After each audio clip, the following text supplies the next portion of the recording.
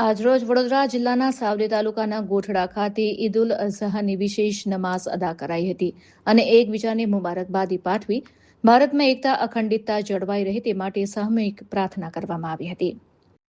ઇસ્લામ ધર્મમાં બલિદાનની ભાવનાને પ્રેરિત કરતો તહેવાર એટલે ઈદ ઉલ અઝહા ભારતમાં બકરી ઈદ કહેવાય છે.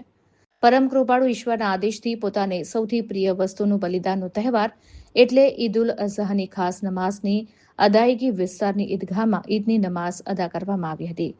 દેશમાં ભાઈચારો અને કોમી સૌહાર્દભર્યો માહોલ રહે અને વરસાદી વાતાવરણમાં કુદરતી આફતોથી ઈશ્વર સૌની રક્ષા કરે તેવી દુઆઓ સામૂહિક રીતે કરવામાં આવી હતી.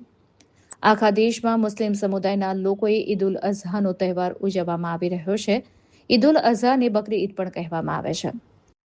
આ તહેવાર મુસ્લિમ સમુદાયનો મોટો તહેવાર કહેવામાં આવે છે. બકરી ઈદના દિવસે મુસ્લિમ સમુદાયના લોકો સવારે ગોઠડા ઈદગાહમાં નમાઝ અદા કરીને બકરાની કુરબાની આપે છે. સાવલી, ગોઠડા, કરચિયા, ટુંડાઓમાં સવારે લોકોએ મોટી સંખ્યામાં નમાઝ અદા કરી ત્યારબાદ એકબીજાને ગળે મળીને શુભેચ્છા પાઠવી હતી. સાવલી પોલીસ સ્ટેશનના પોલીસ સ્ટાફ વિવિધ સ્થળે મુસ્લિમ વિસ્તારમાં ચુસ્ત પોલીસ બંદોબસ્ત ગોઠવીને દરેક વિસ્તારમાં પેટ્રોલિંગ ગોઠવેલું જોવા મળી રહ્યું છે.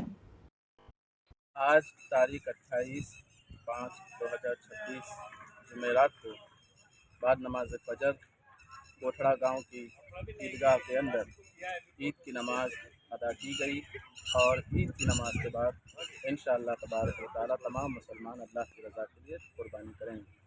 ईद की नमाज के बाद अल्हम्दुलिल्लाह इस मुल्क के लिए अमन और शांति की दुआ की गई और हम भी दुआ करते हैं, तमाम मुसलमान भी दुआ करते हैं कि अल्लाह तबारक व तआला हमारे मुल्क हिंदुस्तान को शाद व आबाद रखें।